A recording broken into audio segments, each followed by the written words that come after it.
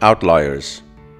The Story of Success by Malcolm Gladwell, summarized by Paul Arnold.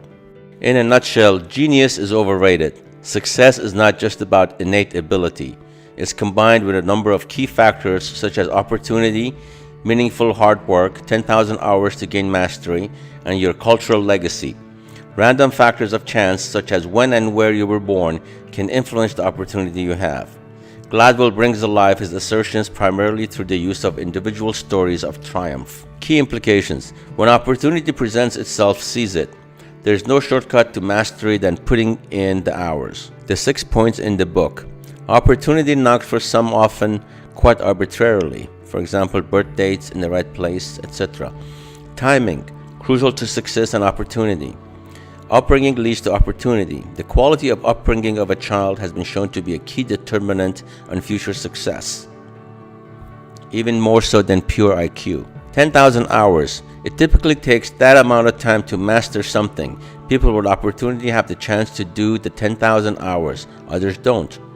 Meaningful work. If you feel there is real purpose to your work, it's more likely you will work hard. Legacy. Our values drive our behavior. Our values are often passed down from generation to generation. For example, the Koreans are very deferential to authority, which led to a series of plane crashes.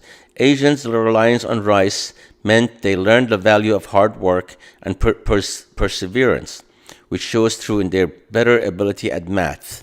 Also, their language helps. Book summary. There are two key parts to this book: opportunity and legacy. Opportunity. Success is rarely found in the midst of rags to riches. Rather, there is a glimmer of talent identified, and then the door to opportunity is opened up to the person and not to others.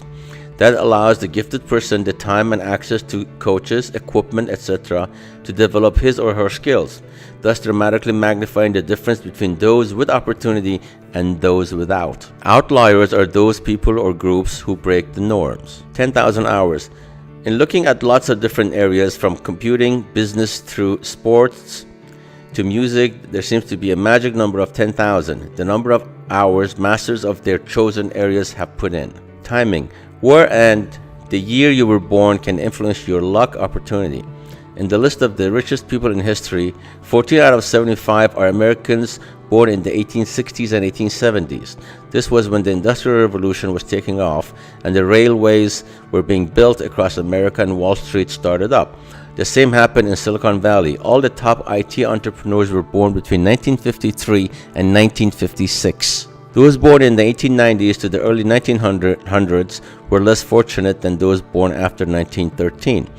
These people faced the Great Flu Epidemic, the First World War, the Great Depression, and then were still young enough to be recruited into the Second World War, assuming one of the previous events hadn't taken them out.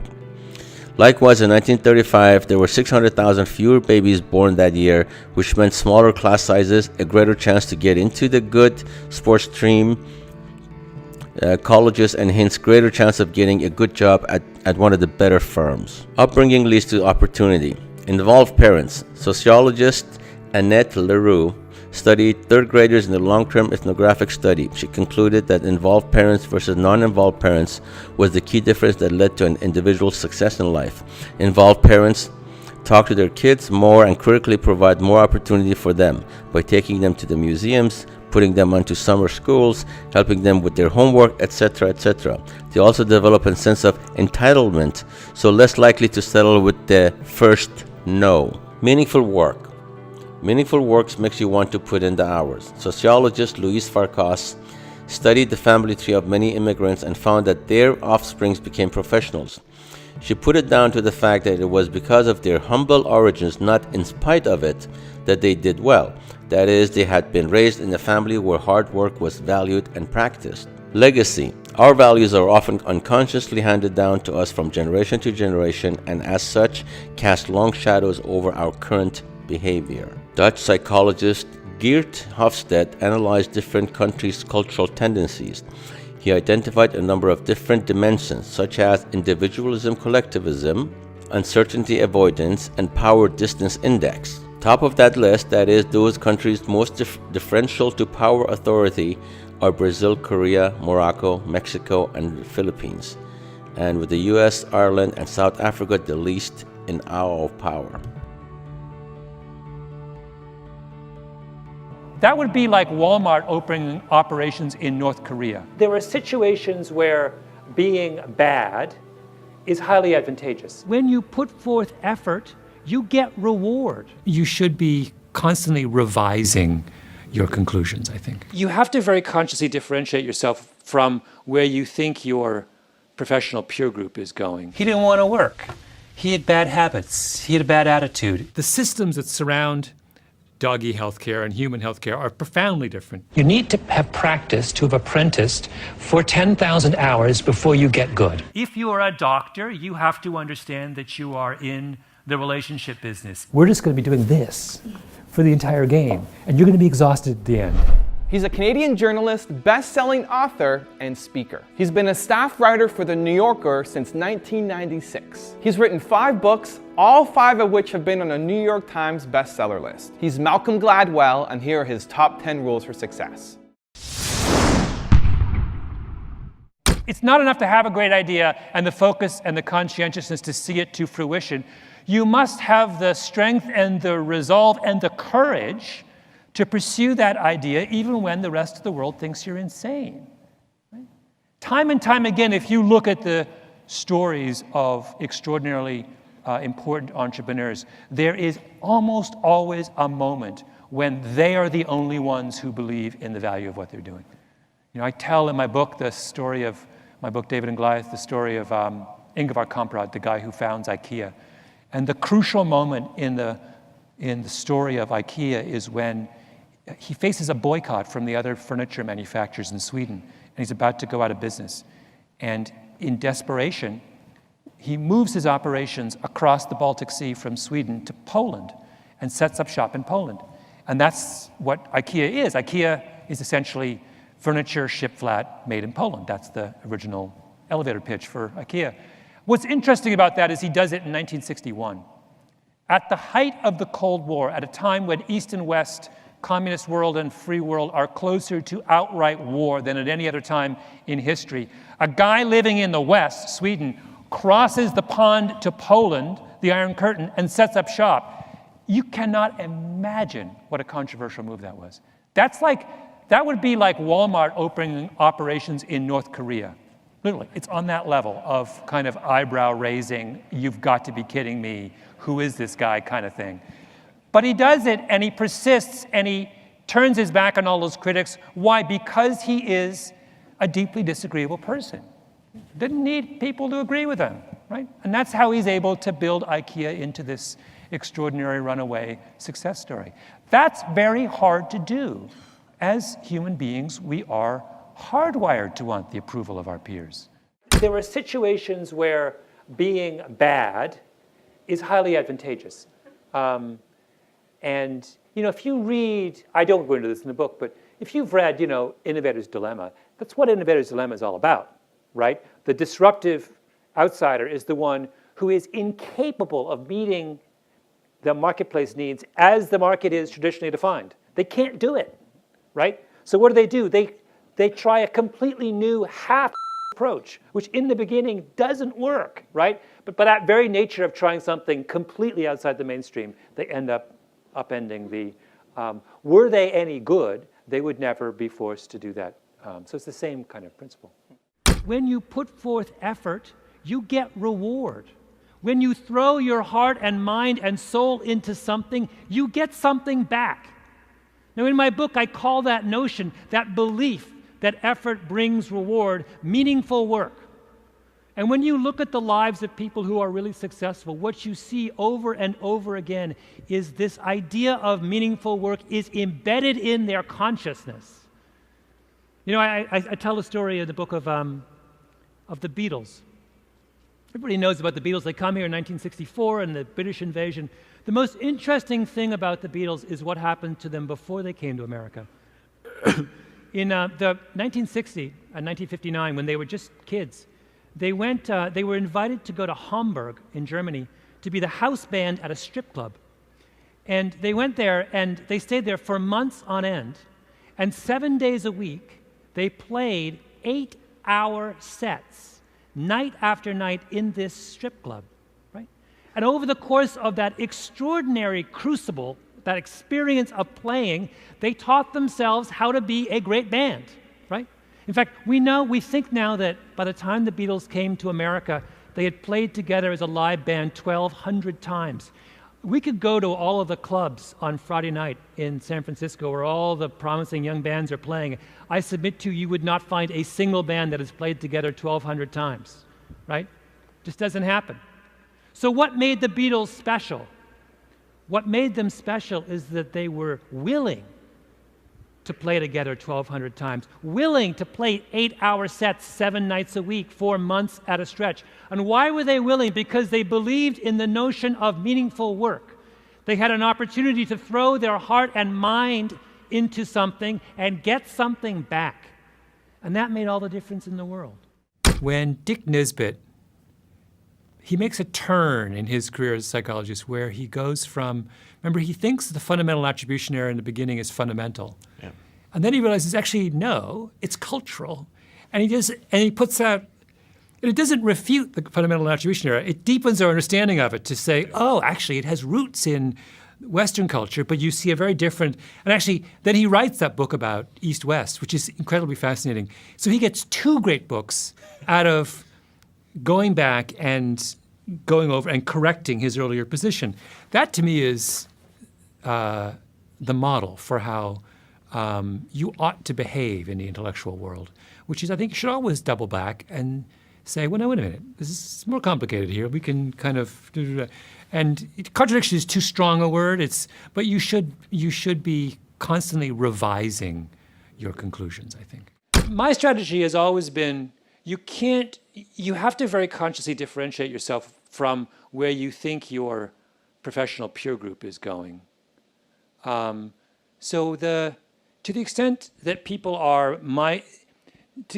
migrate to things that are accessible online, I feel I should migrate to things that are inaccessible online. So the value, or to the extent that people stop reading books and read, I feel I need to read more books. So what I've been trying to do is to it's why I spend a lot of time in actual physical libraries reading things in hard copy, because there's a kind of a serendipity that you get when this is not in any way meant as a criticism, by the way, of search engines, for example, which are incredibly useful, but they also have limitations. They reward a certain kind of serendipity, and they punish another kind of serendipity, right? And if you're interested in serendipitous learning, as I am, much of what I uncover is uncovered serendipitously. You have to be a student of all of the different mechanisms of chance encounters with the unusual and the insightful. And so that means that not only do I spend a lot of time screwing around online on databases, but I also very, very consciously make sure that I go to physical libraries and walk through the stacks. And even something as simple as you're interested in one book, and then you go and you just look at all of the books that surround it. Right? And the connections are not always, there are connections between them, but it's a different kind of connection than they would be connected online. It's not a keyword connection, right? It's a thematic connection, so there's all these sorts of, you have to be a student of these kinds of the different ways in which ideas cluster. And I've thought a lot about that in recent years as a way of distinguishing myself from other journalists. I'm uninterested in that topic. Which one? Well, the relationship between gift and practice? No, I'm uninterested in natural gifts. I know they exist, and I know there's such a thing as talent, but it's blah, not blah, fun. blah. But Right. I just feel like, so what, right? Because there are people, I always think of, you're a basketball fan, I always think of Derek Coleman. Yes. I remember chatting with a guy who worked for the Sixers, and he said, you have to understand that Derek Coleman was the most gifted man ever to set foot on a basketball court. He said, you've heard a million other names. Nobody was as good as Derek. And who has heard today, who puts Derek Coleman up there in the pantheon? No one. He didn't want to work. He had bad habits. He had a bad attitude. So what? Give me somebody who wants to go to practice in the morning and who wants to try in games, and I want to celebrate him. If someone were to follow you from the inception to, sort of picking a story or identifying a study to the full book, what happens along the way? Well, I don't really know. I mean, sometimes I start, there are about 5 or 6 times a year I go to the NYU library and I spend a couple days. Just browsing is too mild a term, but wandering around, going through millions of journals in the most sort of serendipitous way I can, just to kind of see what's out there and see if I can stumble on something. So without a clear goal or direction, just to explore. No goal whatsoever. So there's that I do as a regular basis, and then I do a fair amount of speaking, and I always try and have conversations with people well outside my world. So today, I gave a talk this morning in Philadelphia, and I was talking to a guy. One of the guys there runs a medical devices company, very, very small one. And so I started talking to him about, because I've always had this idea in my head that it would be really, really fun to compare the way dogs are treated with the way humans are treated, because they're not that dissimilar as problems for medical science. But the systems that surround doggy healthcare and human healthcare are profoundly different, right? So, the same devices are used in various, hip implants, or they're not the same, but analogous devices. Only you do a complex knee surgery on your dog, it's $7,000, and you do it on a human being, and it's $100. Now, is a human really 15 times more complex than a dog when it comes to, no. So there's something, but anyway, I sort of had this vague thought, and then I met this guy, and so I started asking about this, and he sort of started riffing on it and gave me his card. Now that's sort of how it works, you know what I mean? Like, you take advantage of a little thought you had in your head, and when you meet someone by accident who happens to have specialized knowledge, you make sure you get his card. So a group of really brilliant psychologists in the field of expertise research have sat down and tried to figure out, how long do you have to work at something before you become really good, right? And the answer seems to be, it's an extraordinarily consistent answer in an incredible number of fields, and that is, you need to have practiced, to have apprenticed for 10,000 hours before you get good. So every great classical composer, without exception, composes for at least 10 years before they write their masterwork. Mozart, 10. Mozart is composing at 11, but he's composing garbage at 11. I mean, he doesn't produce something great until he's 22 or 23. Concerto number 9, I think, 271. If I asked you, how long did it take you when you were doing this job before you felt comfortable and good at what you were doing? 10 years at least. 10 years, yeah. Same with me. I mean, it's an incredibly consistent finding, and it's really important because it says that we are far too impatient with people. When we assess whether someone has got what it takes to do a certain job, we always want to make that assessment after 6 months or a year, and that's ridiculous, The kinds of jobs we have people do today are sufficiently complex that they require a long time to reach mastery. And what we should be doing is setting up institutions and structures that allow people to spend the time and effort to reach mastery, not judging them prematurely. If you are a doctor, you have to understand that you are in the relationship business. If you are in a shipper, you have to understand that what you are interested in is the supply chain from A to B, not in managing some transaction along the way. If you're in the radio business, you have to understand that you are not selling a box, you are selling an experience. Right? Those are the rules of the modern economy. And those who grasp those rules are the ones who thrive and succeed and are capable of transforming the industries that they're a part. The choice you have as an underdog is, if you're going to choose to fight and choose to fight to win, there are a series of strategies available to you, but they are all more costly than the strategies available to the favorite. So I give the example of a chapter about a software mogul in Silicon Valley, an Indian guy who coaches his 12-year-old daughter's basketball team. And they are without talent. They are, by his own admission, this was like, barely knew how to play the game. And he takes them all the way to the national championships. He does it he instructs them, they're going to play the full court press every minute of every game and defend every inch of the court, right? Now, that's actually a very effective strategy, particularly in age class basketball. If you're the underdog, it's usually your only chance of winning is to play a really, really aggressive defense. It requires, however, that everyone in your team expend maximum effort every minute of the game. You cannot loaf for an instant. You have to be in really good shape and you have to run yourself ragged and you cannot let up. Most people will not play that way because it's too difficult. If I said to you, we're not going to be doing elegantly designed plays and shooting gorgeous baskets and passing the ball, we're just going to be doing this for the entire game, and you're going to be exhausted at the end. Most kids would say, that's not why I signed up. So it's like, that's a kind of classic illustration of that effort is the route, one of the routes available to the underdog. I can outwork you, even if I may not be able to outspend you, but I can outwork you. Well, outworking is a tall order. It's not easy to do, That's, as anyone who has worked in a startup knows, that's one of the stressful parts of it. But successful startups, I've never seen any actual data on this, but do we think that people working for successful startups work longer hours than people who work for Fortune 500 companies?